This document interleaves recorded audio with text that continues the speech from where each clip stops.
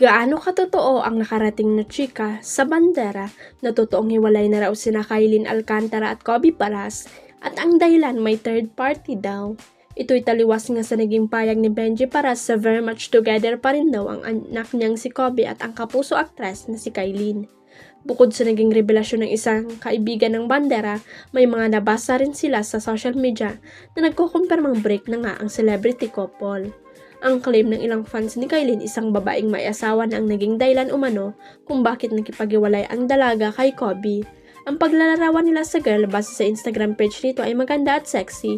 2 years na raw nagsasama ang babae at asawa nito. Base sa mga post ng netizen, nagkakilala raw sina Kobe at ang naturang married woman sa opening ng Bando Bar kung saan part owner ang professional basketball player.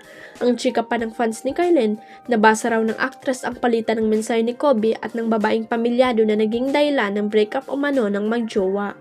Sa isang Instagram video ni Kylene, makikitang kinakanta niya ang You Will Be In My Heart ni Phil Collins na may caption niya, "Here's for you little Kylene, you'll be in my heart. Hang in there, we've achieved some of things we are only dreaming of. I will take care of you," sabi pa ni Kylene.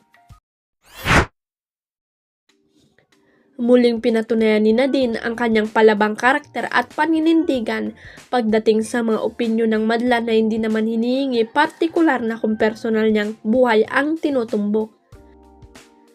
Sa pinakahuling post sa Instagram kung saan ibinahagi niya ang ilang captivating photos, isang netizen ang nag-iwan ng komento na tila may halong panghusga sa kanyang relasyon.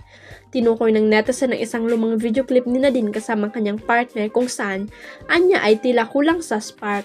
Bukod pa rito, iminungkay ng netizen na humanap na lang daw ang aktres ng mas karapat-dapat, partikular na ng someone who wants to give his last name to you.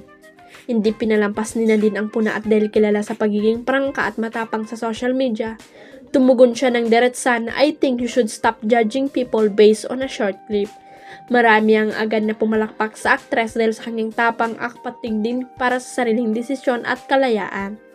Pinuri rin ng publiko ang paraan ng pagharap ni Nadine sa mga patuloy na pressure sa mga kababaeng celebrity, lalo na sa usaping kasal at relasyon. Marami ang umanga sa kanyang pagiging matatag, hindi lang bilang artista kundi bilang isang empowered woman. Huwag kalimutang i-click ang subscribe button at i-ring ang notification bell para sa latest at legit chika updates.